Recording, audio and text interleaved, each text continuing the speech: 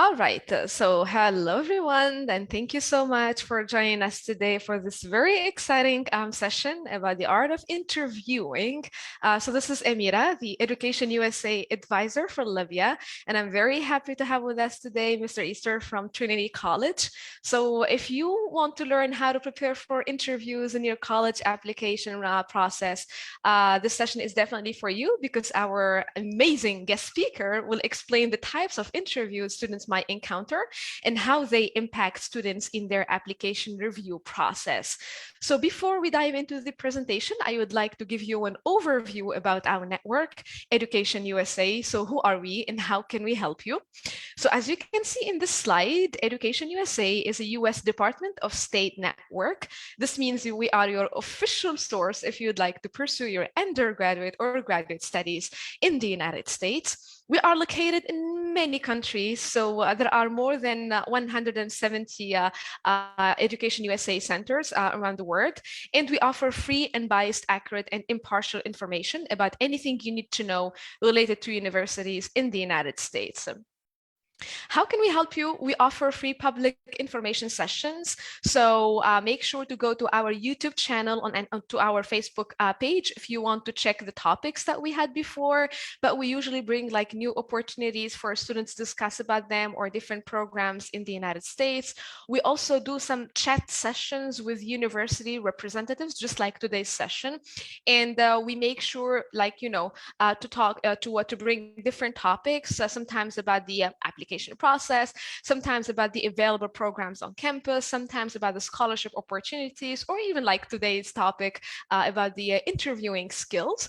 And we also do some sessions with Libyan alumni in which they share their experiences with you. And I hope to have one of you in the future to share the experience. And number three, we offer free individual consultations. So if you want to e-connect with me by Zoom, and if you want to start your application process, or even if you have like some burning questions, make sure to reach out to me.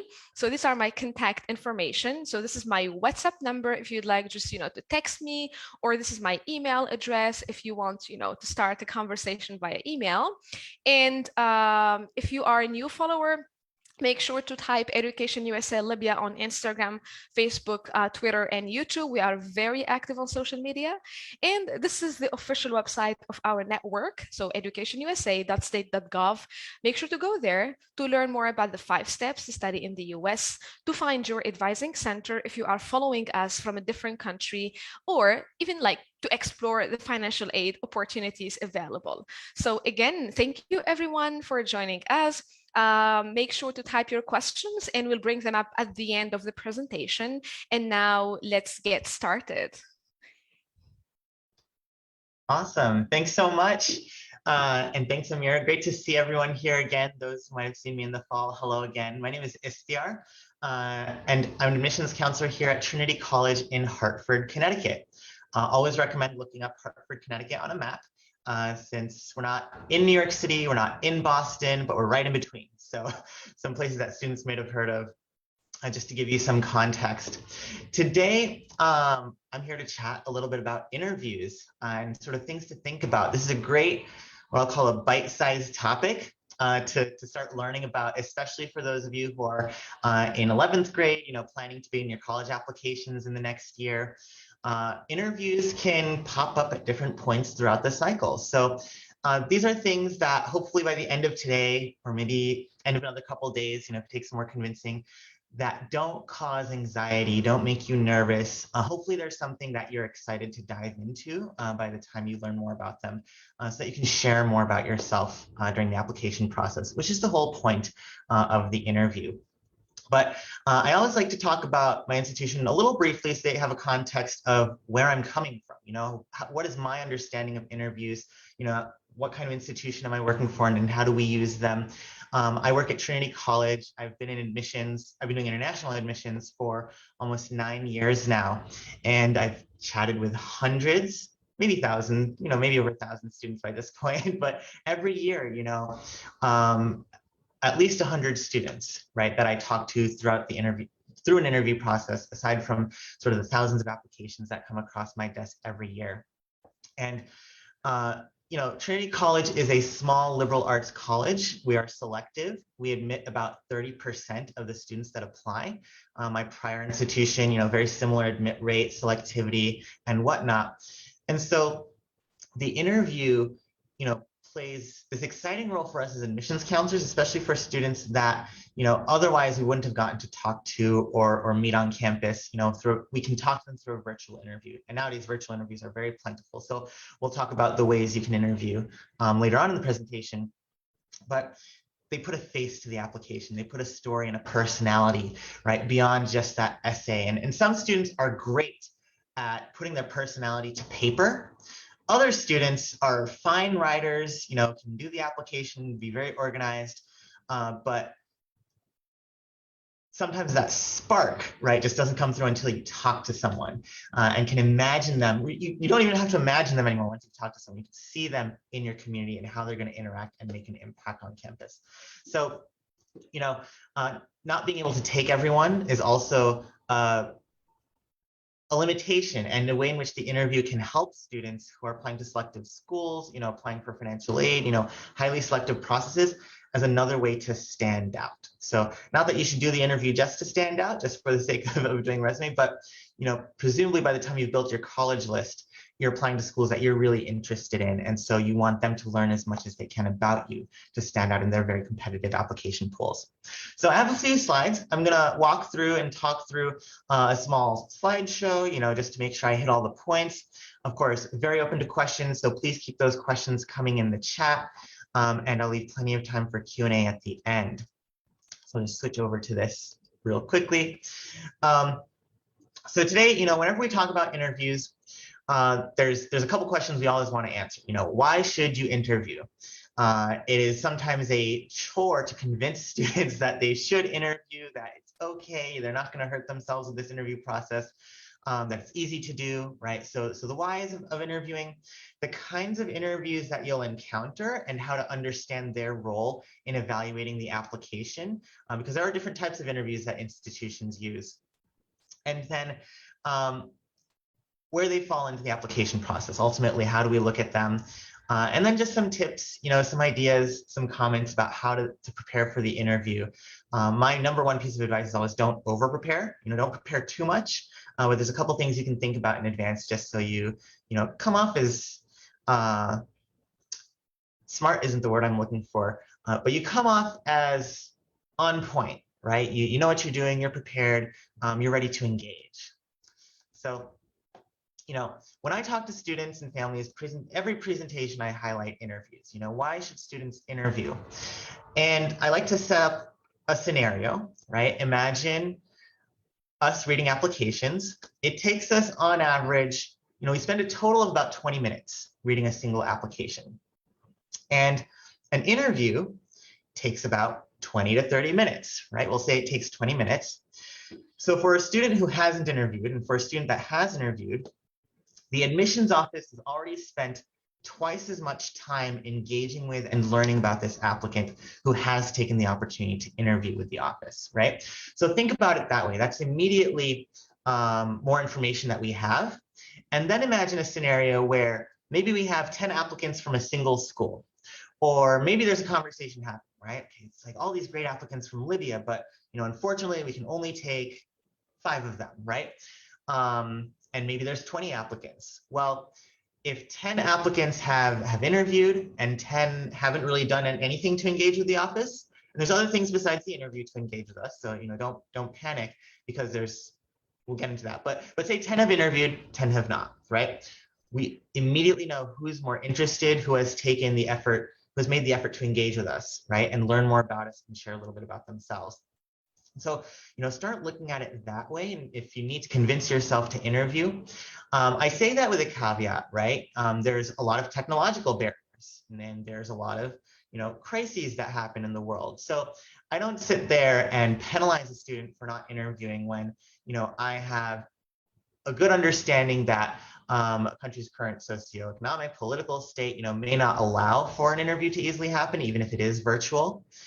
Some institutions only do in-person interviews, which happened the past couple of years, but that would create a scenario where it's just not reasonable to expect a student to travel all the way to campus to do an on-campus in-person interview. So I say that always with a caveat, but do think about it that way in terms of standing out in a competitive pool.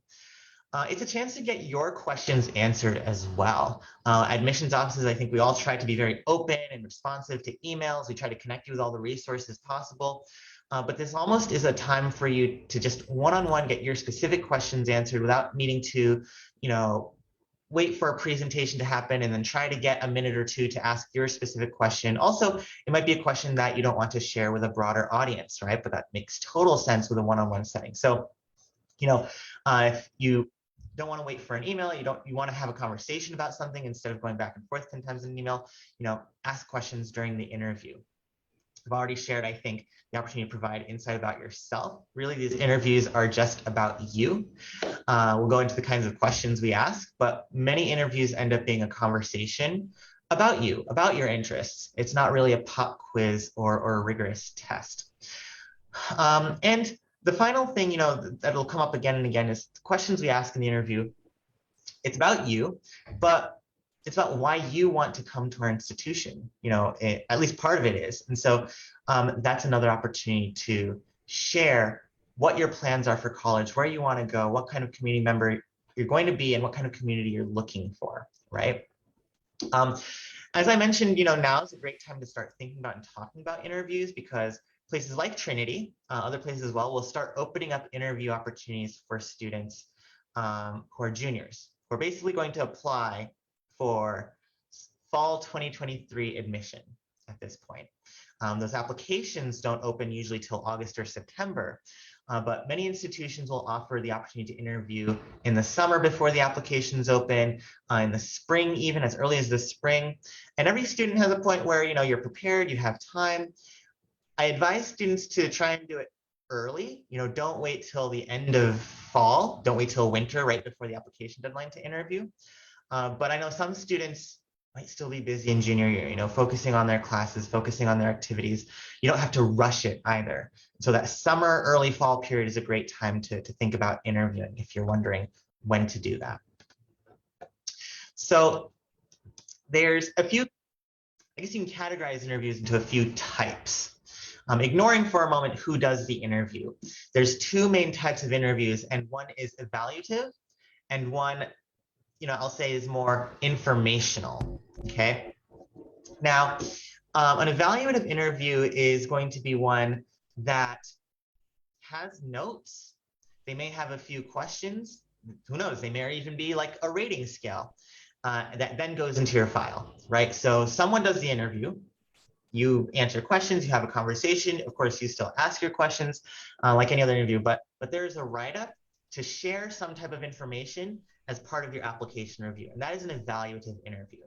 And then there's an informational interview where many schools may simply call it an interview, but it's more a chance to, ask you a few questions to get to know you, but mainly get your questions answered about the institution, right? And in this case, there is not a write-up or major information going into your application file beyond the point that maybe you had this interview, like the conversation happened, right? But no one's doing a write-up, no one's submitting a rating or anything on what happened throughout that interview. So evaluative and informative, and one is more the college sharing information about themselves, one is more learning about you and putting into your application, right? Now, between these two types of interviews, anyone can do these two types. There's three main populations of interviewers that you'll encounter as you do the interview. The first one being admissions counselors. Every admissions counselor is trained to do interviews. We're not going to ask other people to do interviews for our office unless we can do it ourselves, right? So you'll definitely encounter admissions counselors on the road, on Zoom, even when you visit campus, right? We're always in the mix doing interviews usually. And then you'll have current students. And so you probably know by now, we have student tour guides. Admissions offices have very robust student staffs usually. And some of those students are actually hired for the task of doing interviews. And they'll do on-campus interviews. Now they'll do a lot of virtual interviews as well. And then you have alumni interviews. And these are done by graduates of the institution. Students always ask me, which one is better? Well, first of all, you often don't get a choice about who interviews you. You get to sign up for the interview, and then the office decides, however they've organized it, who is going to interview you. But I tell students not to worry too much about who is doing the interview. Ultimately, if it's evaluative, or informative, informational, the information that makes it to us is going to be the same, right? Because it's based on what you share. And it's actually a different kind of experience for you as a student. You're going to get different perspectives and different kind of information depending on who interviews you. So admissions counselors interviewing you, we have a pretty good idea of what's happening around the college. If you have questions about certain programs, campus life, things like that. But we're going to be really great at answering questions about your application, right? And the application process and selection. What are current students great for? Telling you how it is like it is, right? The truth. So, you get a really authentic picture of student life, because as much as I'm an admissions counselor and it's my job to understand the institution, convey the story, I don't live it day to day. Whereas a student can tell you what kind of clubs they're in, how their experience was like adapting. If you're really lucky, you'll get a student with a similar background. Maybe it's an international student, maybe it's a student studying the same major, and you can actually get a firsthand account of what their experience is like. And then with alumni, they're not on campus anymore at all, but they're still a really great resource because, if they're a young alum, they're pretty fresh. They know what the recent experience is, but they can also serve as a testament to the college's ability to give you help you with postgraduate placement, right? That alum presumably has a job or has gone to graduate school. They're not doing interviews for us because they really have nothing better to do. So, asking different kinds of questions to different kinds of interviews is how you can strategically make use of the different kinds of interviews that you'll encounter. And so keep that in mind, because it's just as much us evaluating you as it is you evaluating the institution, right? And so make sure to bring some of those good questions to your interviewers. As I think about types of interviews, there's a different kind of type of interview that I guess I should mention, especially in the international realm, because third-party interviews, make their way through the circuit, the admissions cycle. And third-party interviews, the best way to summarize them, I guess, is a company, right? You may pay a small fee or you may get a fee waiver, but essentially it's a recorded interview and it's not specific to the institution. So much of the content will still be the same, except for the questions you might get to ask about the institution and the questions the institution might ask of you specific to why you want to come to Trinity, for example. There's a few companies out there. I think some of the biggest ones are Initial View and wracking, right? These are names that you'll hear. And this is another way to share your story with the institution. Some students also see it as a way to save time, right? If everyone's asking for an interview and you're applying to, 10 plus institutions and you simply find it challenging to interview at every single one of those schools. Maybe you choose a couple to interview at, and then you do an initial view, for example, and send it to the rest of your colleges. That is what some students opt to do as well. But, pros and cons, right? Saves time. You don't really get a direct connection with the institution. You do get the opportunity to share your personality and some of those, intangible points with the admissions office, though. And so different institutions might evaluate those differently. They might evaluate them exactly the same as one of their own interviews. Some institutions actually redirect students to third-party interviewers because their staff doesn't have capacity to interview anymore. And so keep in mind, if you want to connect more directly, if you want to have that shot at connecting with an institutional interviewer and get an institution-specific interview, this is where registering early is going to help you out. Because usually students are left with third-party interview options only when the office doesn't have capacity anymore. So don't wait till the night before the deadline to register for your interview. Start exploring early. And then I guess, well, now that I think about it, there's many ways interviews can differentiate. Some interviews are based on invitation, and others are just open registration. So Trinity, for example, we say, come register for an interview at your convenience. We don't send you invitations in the way that it's like we read your application and then select 50 applicants that we want to interview as the next stage of the selection process. We leave it open for you. We let you decide whether or not you want to interview.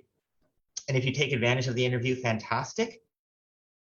Well, you've chosen not to add that component to your application. And so that's the type where you can just go to our website, find interview slots, register. And then there's interviews by invitation only. And you'll see this, especially I think at the Ivies, some other places, where a month or two after you submitted after the application deadline, they'll reach out to a subset of their applicants and offer the opportunity to do an interview, typically with an alumni, maybe with someone in the admissions office, but not just the Ivies, other institutions do this as well. The first moral or the lesson that I want to leave everyone is, at any point, if you're offered the opportunity to do an interview, absolutely do it. It's one thing if we have it out there on the website and you choose not to do it, then we'll be like, well, we wish they did it, compared to this other student who did choose to do it. But maybe, just maybe, you didn't know it was there as an option. Maybe you didn't get that email promoting interviews, or maybe you didn't go to that info session, and maybe in that info session they didn't promote interviews. So, when it's open, there's a possibility that students just didn't have the resources, the time, the understanding of the process to sign up for that interview.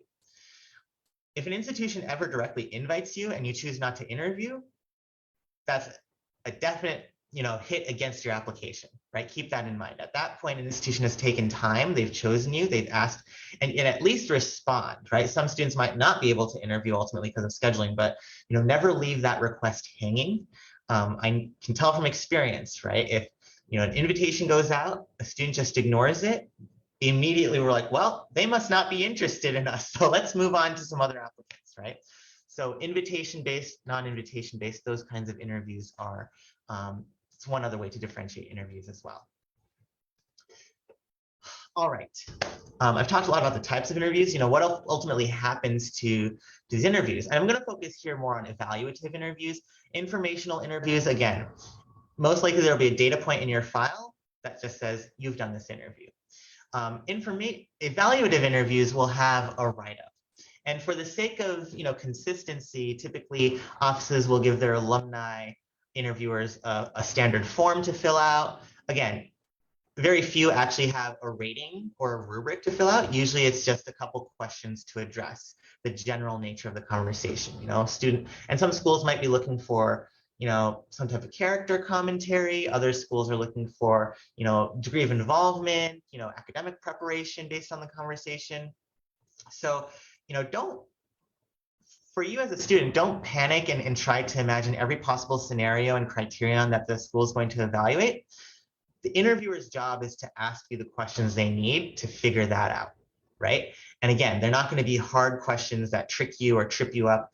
If you know yourself, if you know what you do in school, if you know what you enjoy doing outside of classes, if you know why you want to go to college and what kinds of places have the things you're looking for, that's the kind of stuff we're going to start digging for in the interview, and you're going to have a fine time answering that. So, interviews play a role in a holistic application review process. If this were a metric-based application process where we just scored your grades, and maybe we scored your activities or your essay and then we're done, or an automated process where a computer just looks for a GPA, we wouldn't be using interviews. And not every school uses a holistic application review process, and so not every school even is going to think about doing evaluative interviews, right? But schools like Trinity, we use a holistic application review, and this falls into one of the many, many, many pieces of your application. The core pieces of your application are always your transcript, your recommendation letters, your activities list, your essays. These are required. And then you have interviews. Maybe you have art portfolios. Maybe you have, I'm trying to think of other things that students send us. Maybe you have a supplemental essay, right? So, this comes in as sort of an additional material, and, on our end, there's simply a write-up that comes up as we're reading the application. So we see, oh, the student did an interview, when did they do it, who did they do it with, and what was the takeaway? There's a little piece of demonstrated engagement You may hear about demonstrated interest, demonstrated understanding. Some schools use the interview to measure maybe how likely you are to yield. If you've taken the time to interview, maybe you have a greater chance of coming. Not just because you took the time to do the interview, but because we've had some great people talk to you and present the institution and told you everything that's great about our institution. So there's a DE sort of plus given to some institutions that measure that. So it's not, we're not evaluating your academics because ultimately we'll have a transcript. I've seen some alumni make comments like, I don't know about their, academic prowess, it doesn't sound like they're very academically rigorous. And then I look at the transcript and there's just a bunch of AP classes or, some honors classes, great grades. It's like, so, keep in mind we're understanding that people are subjective as we read these write-ups. Some people may have opinions. We sort of cut that out. We try not to take the subjective commentary and really take the objective commentary. What are the character qualities that came out during the interview? What are the reasons we can advocate for you taking this interview write-up that's been given to us? So, that's a bit about the role that the interview write-up plays in the application process. If I'm to speak, frankly, I don't ever let an interview write-up be the sole basis of a decision. And that's true of every piece of the application, right? We don't just look at the transcript and make an admit or deny decision. We don't just look at your essay and make an admit deny decision. It's a combination of all of these factors. And I tell students the application is meant to be a story. I want to learn your story. And what is the thread of this story that I see through your activities and through your essay and your recommendations? Your interview should be a piece of your story that seamlessly just fits into your application, right? Occasionally there are, and this is where students get nervous, like maybe I don't want to interview because I'm a bad interviewer and I'm going to get a bad write-up. I never take a great applicant who's maybe had a write-up from an interviewer who maybe wasn't having a great day. Maybe was just really annoyed because the student was 5 minutes late and wasn't very tolerant of that. That isn't a reason that I then pull and say, got to get rid of this student now because, Jimmy, our alumni interview, was really annoyed with this small little thing.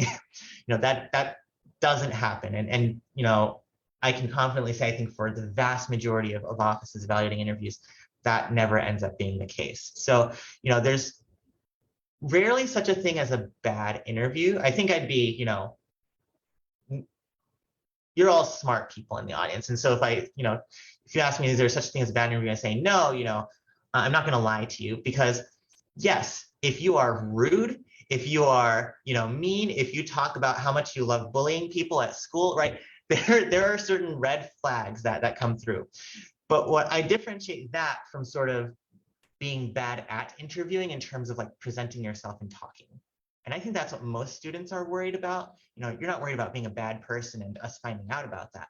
You're worried about, not having this wonderfully seamless, illustrated, presentation, animated, I'm pro at public speaking type of interview. 99% of the students that I interview, and that's a pretty accurate number because very rarely do I hear yes to this question. I ask students, have you ever interviewed before? And they tell me no. This is my first ever interview, never done it. We get it. You all are in high school, right? You haven't been going through 50 different types of job interviews. You're not training for this. We are looking for students to be themselves and be natural. Most students are nervous, and we get that. And so, we're also trying to put you at ease and, make the interview go smoothly. But again, being nervous doesn't make a bad interview, right? So keep that in mind. So we're looking for red flags, but being nervous is not one of them. It's more, are you going to cause a negative impact on our community through some of the things that you talked about, right? Or things like that. So that's what I mean when there's like no bad interviews, right? So some good tips, you can take a look at this list. I always advise students to come prepared with questions. You don't have to impress us with your questions. So be genuine, bring the questions that you want an answer to. And typically these are things that you can't find on the website. Sort of similar rules, when students email us with questions, I think counselors and advisors often tell students, if you can't find it on the website, then email the office and ask them that question, right? So if go do some research. You should be coming to the interview sort of having done the research on this institution. You shouldn't try to, well, hopefully the plan shouldn't be to interview and then decide if you want to apply to this institution, right? Because it's not really a great use of your time. It's not a great use of the admissions office time, right? And if it's an evaluative interview and going into your application, right, then, if you're not even planning to apply, why are you spending the time on this interview? But, once you've done your research, come with some questions. Again, I talked about the 3 different kinds of interviewers you might have. And just because you're being interviewed by an admissions counselor doesn't mean they aren't a graduate of the institution. They may very well be an alum, be able to talk about that student experience that they just had, before graduating last year. So, keep some general questions in mind. Some of them may be addressed during the interview, and some of them you might have to, again, follow up afterwards. And interviewers are always happy to follow up and pass along your questions to get you connected with the right people. I talked about being late. It's generally not advisable to show up late. Life happens. And so, this is just good general life advice. If you're going to be late, email whoever's interviewing you, right? Email the office, email your interviewer, let them know. If you are unable to, I don't want you to stop in the middle of a family emergency, just because you have this interview. As soon as you are able, as soon as you are safe, able to, just let us know. We're pretty understanding. It does start to be concerning if you've missed an interview, if you've rebooked 3 times, you've missed all 3 of them, you keep on coming up with reasons, then we're a little concerned about, is the student really serious about interviewing, right? We keep on booking and saving time for them, but they never show up. So, just let us know if you're going to be late or if you're going to miss. Offices are more than happy to make accommodations for students, especially as we're crossing time zones, working through technical difficulties, right? Students also, panic sometimes when their webcam breaks or the connection drops, right? And we want you to have a productive experience and feel like you've had time to share what you need. So oftentimes, if I can't get a connection to really work over webcam or even over the phone or just over voice, if I can't get it to work within the first 10 minutes, and I know I have another interview coming up, I have something, right afterwards, I'm going to reschedule, and I'm going to offer to reschedule so that we can figure out the technical difficulty and make it work better the next time, because, we don't want to shortchange you either. We don't just want to give you a 5-minute interview because the tech didn't work, and then, then you don't have as much in your write-up, right? So be a stand-up, become office famous. This is sort of this is a little subjective. There's no formula to standing out, right? But I think simply being genuine, don't try to fake enthusiasm, right? Don't try to fake any type of enthusiasm or feign interest. If you're not interested in a school, again, you shouldn't be applying. You should reconsider applying. But if you have things that don't fit into the rest of your application, that's what you should be trying to share during your interview. One of my questions at the end is always, do you have anything else to share that we didn't talk about that isn't in your application, right? So keep that in mind, because your interview, again, back to your components, the interview should complement some of the other components of your application. If your entire interview discusses exactly what your essay tells me, sort of a missed opportunity, right? Instead, maybe you want to explain something in that essay that isn't as clear from just reading it, if we were to read it. Maybe you want to elaborate on a specific activity, right? So it should never just be a repetition of what you were able to put down on paper. So the way to stand out, the way to add value to your application is really to augment and talk about different things, right? Or highlight something that's really important that the admissions counselor should go and take a look at during your interview. But don't just make it a repeat. And there's some students, I look at their activities, they play football. I look at their essay, they love football. They were on the football team and they won a championship and they worked really hard on the football team. I look at their supplement, they want to come train and play football. And then their interview, what was it about? Football, right? And it becomes a very one-dimensional application. So use every component to add dimension to your application and complement each other. I tell them about recommendations too. If you get a recommendation from one person, what is the second person going to be able to share that is different from the first person, or the third person that's different from the first 2 people, right?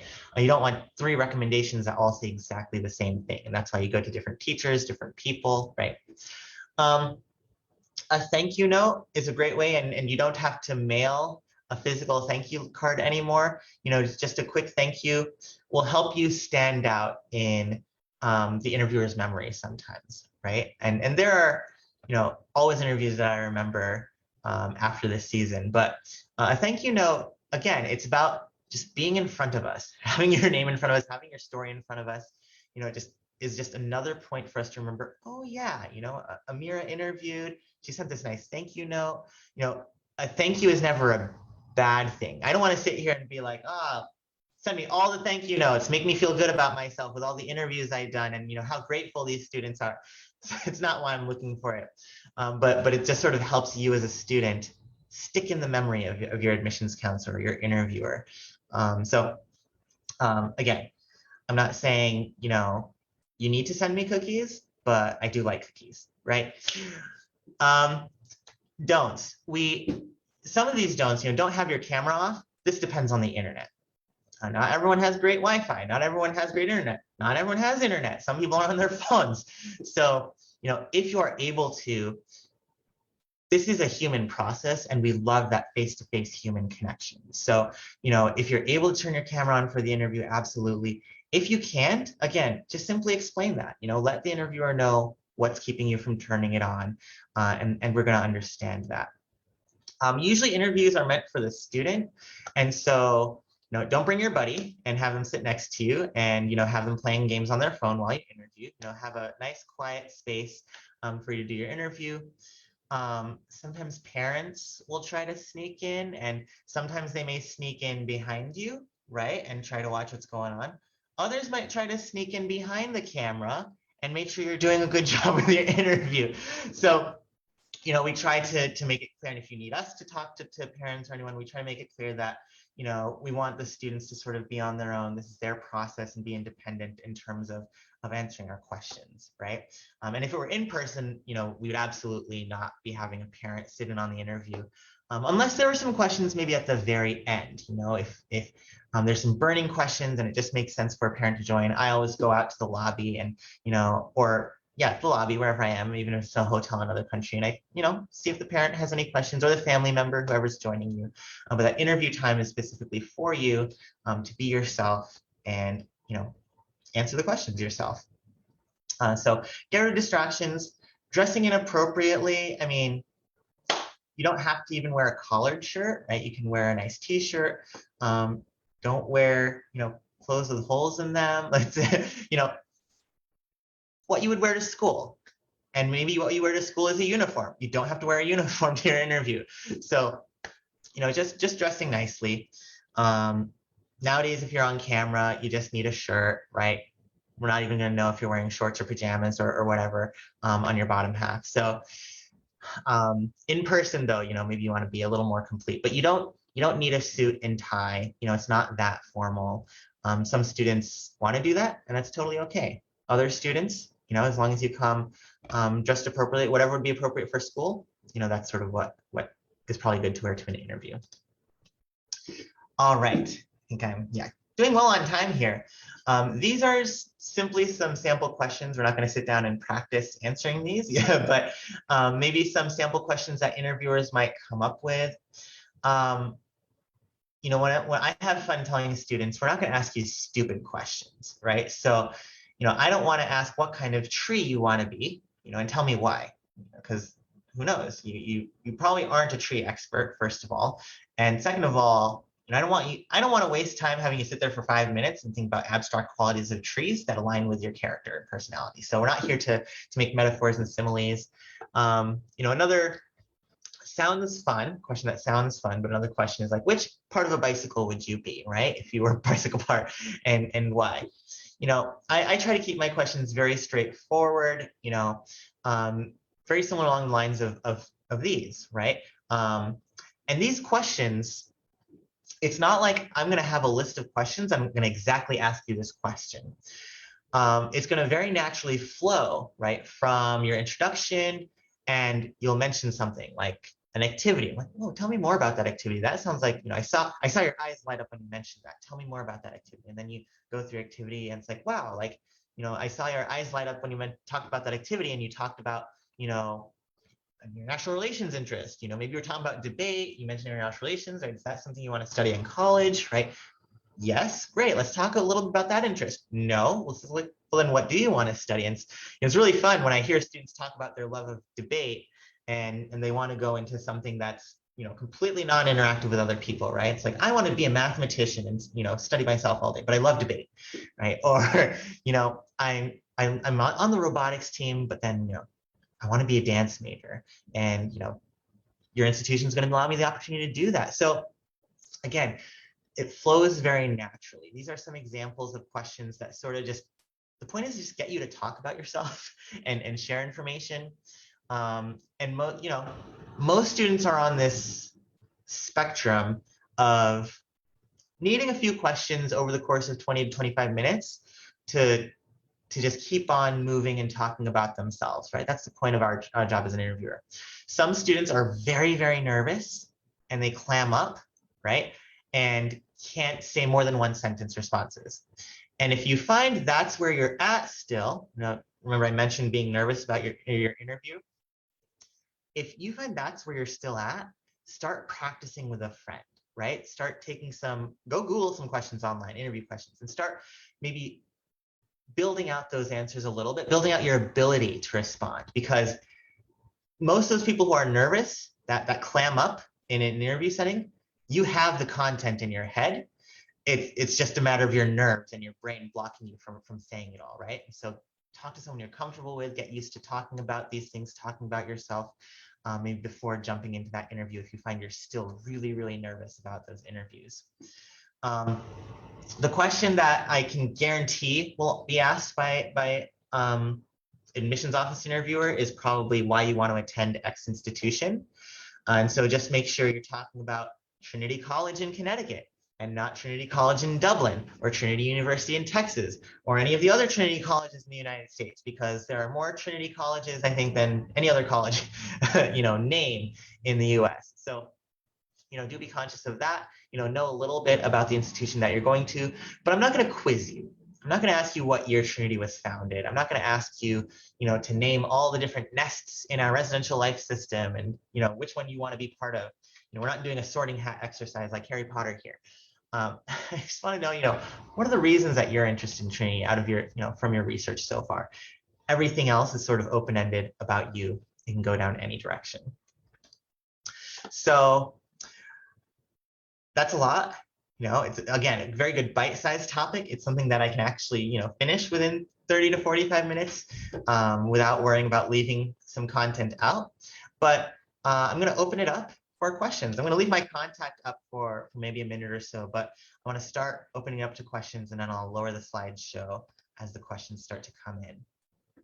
Wonderful. I personally enjoyed the content and I personally enjoyed the session. So thank you so much. Thank you. It was really interactive and I love the examples that you shared with our audiences. And I'm pretty sure it was informative for them as well. So we received a couple of questions from the Facebook page, and I would like to invite the students who are on the Zoom to unmute themselves if they have any questions, or just to type their questions in the chat box. So let's start with Minik. Go ahead, Minik. Hello. I do have a simple question. So I'm going to have my interview, I think, next week, exactly next week. And if the interviewer used to be an alumni in the school, do you think it's okay to ask more, not negative questions, but ask them what would they have done differently, or what didn't the school help with as much? So what should I do on my part as a student that the school won't help me with as much as I would have expected? Is it okay to ask these questions? Yep, you can totally ask those questions, and we get those questions very often. Some students are very genuine about it. Some of them are trying to trick us, right? They're like, oh, I'm going to trick the admissions counselor with this hard question. But we get that question a lot, and it's totally, totally fair. And, I personally look for the kind of institution that is willing to acknowledge, there's maybe some weaknesses, there's maybe some spots to improve, right? And probably what you want to look for in that question is how is the institution responsive when those needs arise, right? If there are shortcomings, if there's gaps in the service, what is, and like you said, what is the realistic picture? Is the institution responsive? Or am I, as a student, going to have to individually figure out how to fill that gap? And is that something I'm going to be able to fill myself, right? Okay. Thank you very much. Absolutely. Thank you so much, Medek. And while waiting for the others to ask their questions here, let me go to the Facebook page and start with the first question that we received. So we have a student who said, can I know if the interview is informative or evaluative? You can ask that question, actually, yeah, when you're signing up. So at Trinity, they're evaluative, right? That's the process we have. But institutions should be able to share, whether it's an evaluative interview or an informational interview. Okay, wonderful. And then the second question, I know this question I usually receive a lot too. So can students discuss financial issues during the interview? I think that depends on who's interviewing you.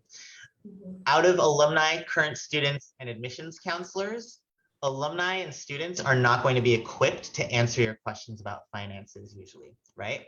And I definitely would avoid asking a current student or even alumni about what kind of financial aid package they got, right? That sort of tends to be personal information about their family. An admissions counselor may or may not be able to answer your question depending on the details. So, I, as an admissions counselor, am able to talk about basic financial aid. So yes, I'm going to talk about whether we meet need. I'm going to talk about the documents you need for financial aid.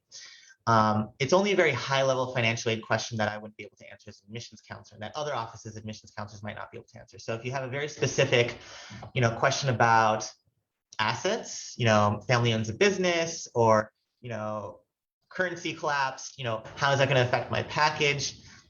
You can ask the admissions counselor, but very likely will direct you and connect you with someone in financial aid. Exactly, that makes sense, yeah. And the last question that we received, can I ask about graduate assistantship in the interview? Graduate assistantship, so sort of postgraduate placement? Exactly. Yeah, yes, I think that's a very fair question to ask as well. And good admissions offices, again, I think should be able to talk about that. Most of what you need at the point of admission to understand the institution. So,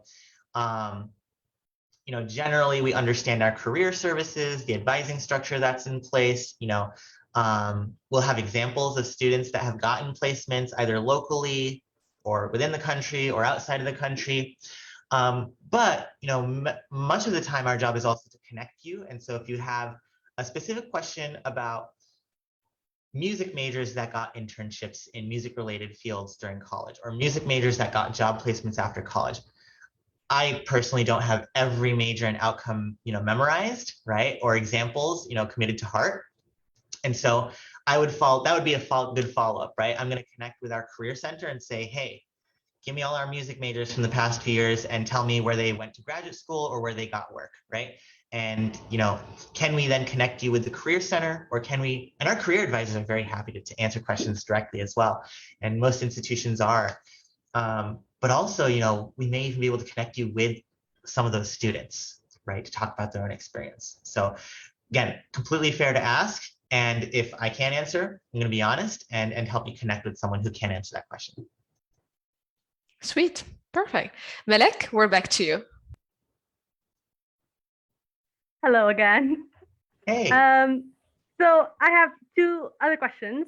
One that I got from your talking and one that just popped in my head. Well, going back to, is it okay to ask about financial aid? So who's interviewing me? I know that it would be the vice president of the actual school. So would they have the information if I could ask them about, financial aid or just general information, or would they not have the specific information that a counselor would? So VP of the school, I would say, would have the same information at least the same information as an admissions counselor. Now, it depends, right, on how involved the VP is with the financial aid office, if they actually understand some of the specific financial aid questions. So still okay to ask them about general financial aid questions, but again, if they get very specific, they'll probably connect you to financial aid as well.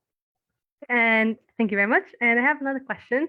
Do you think it's safe to ask, the general question would be, what traits what are the best traits you look for in students? Or would this question seem like I'm trying to be ingenuine to embody those traits in the interview?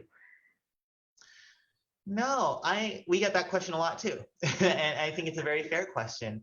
And to me, that's a question that tries to probe at the community values of an institution, right? So, and you may think of rephrasing it, after this answer, but I get that question a lot. And when I answer that question, because we're not looking for any one individual to have all 10 qualities, right? I'm looking to build a community. And so people with certain qualities tend to fit at different institutions. So, I might be looking for innate curiosity, a willingness to connect with those different from themselves, right? These are the kinds of qualities I'll generally start to share if I'm personally answering this question. But I think it's fair to ask because institutions will answer it differently, right? Other institutions mainly what I'm trying to get from asking that question is, would I fit in? For example, is it like mainly an outgoing community, or is everyone like, like sort of self-involved, or like, is it, if you go to a math course, people generally try to solve questions on their own, versus if you go to, I don't know, a business course, it's more communicative. So what I'm trying to gauge from that question is, what traits do students normally have? Will I feel like an outcast in that school? So how would I word it without sounding ingenuine? Yeah, so I guess let's think through this, right? Something I would recommend is first identifying, just as you mentioned, what are the community qualities that you're looking for, right? First, know that, right? Sort of the answer you're trying to get. Not that there's a right or wrong answer, but there sort of is a right answer, right? And if the institution is like, oh, we don't match this, this, and this, then you can go back, to your room and be like, okay, I need to think about this community, or maybe reconnect with someone else to understand a little more. So understand what you're looking for. And then, you could just simply ask, right, directly. It's like, is it a very collaborative community? Sometimes every institution is going to try and say yes to that, right? And so maybe getting the interviewer, and now I'm giving away all my secrets as an interviewer, right?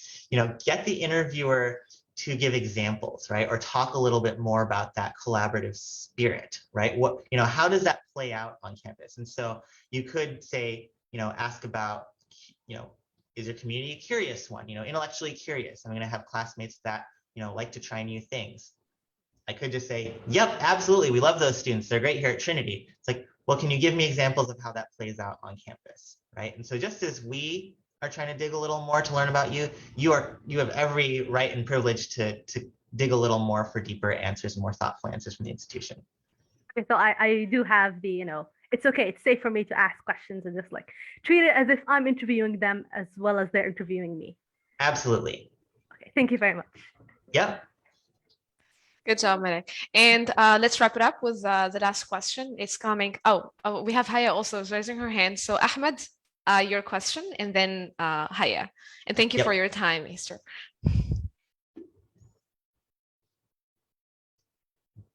Oh, hello. Hey.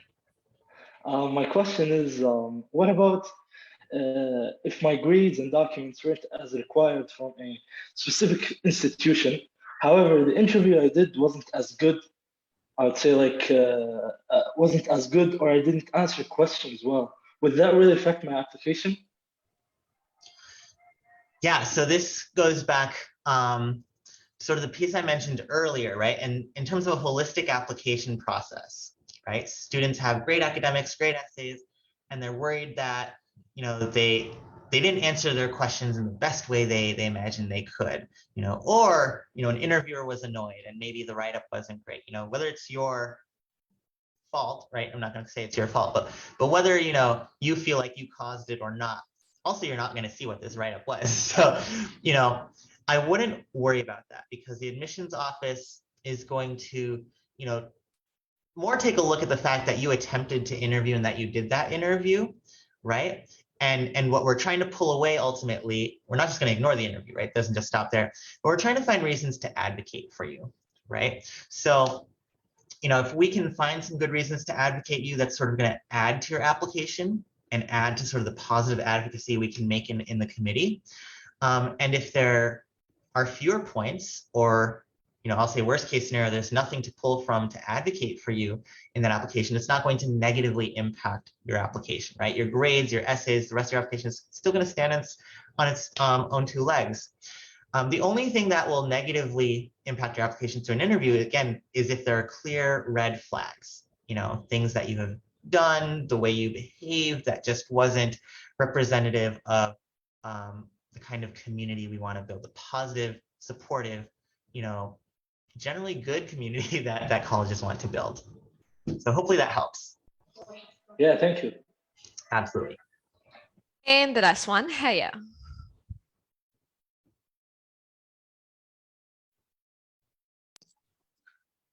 Hello. Hi there. Hi. My internet allows it. That's okay. You can keep your camera off if the Wi-Fi isn't great.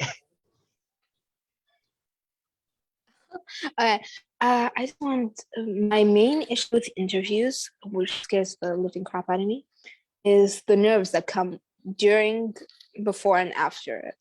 So I would like to ask if you stumble during an interview, take away from like the overall value in your interview and how to pick it back up again, because I do that often. Yeah. Keep a glass of water or a bottle of water next to you.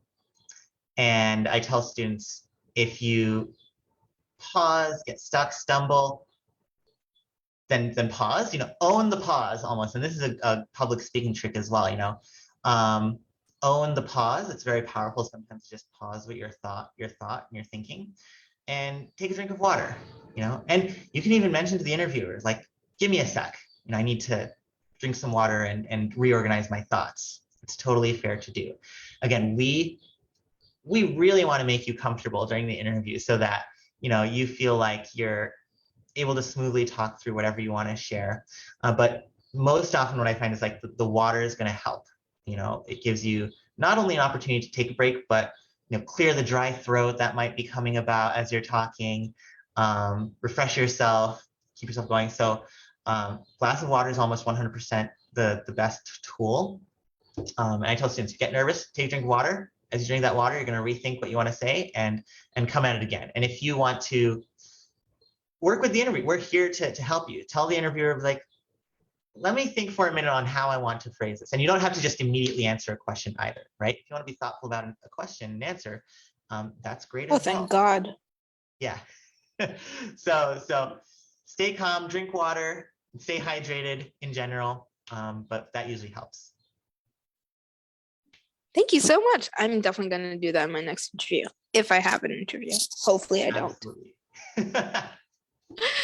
All right. Thank you. Thank you so much, everyone, for joining us today. And special thanks go to our guest speaker. So thank you again for coming and for presenting and for taking the time to answer all of the questions. And we hope to have you again in the future. And for our followers, just keep an eye on our Facebook page. So our next session is going to be on March 25th. So if you are into STEM, and we're talking about graduate programs for STEM, make sure to join our session on March 25th, at the 5 p.m. Libya time, if you'd like to get more information about the, the application requirements and the funding opportunities for international students who want to, study STEM in the United States. All right, so have a good day, Easter, and have a good night, everyone. Thank you, everyone. Have a great night. Thank you, Amira, again for organizing this. Sure. Bye, everybody. Bye-bye.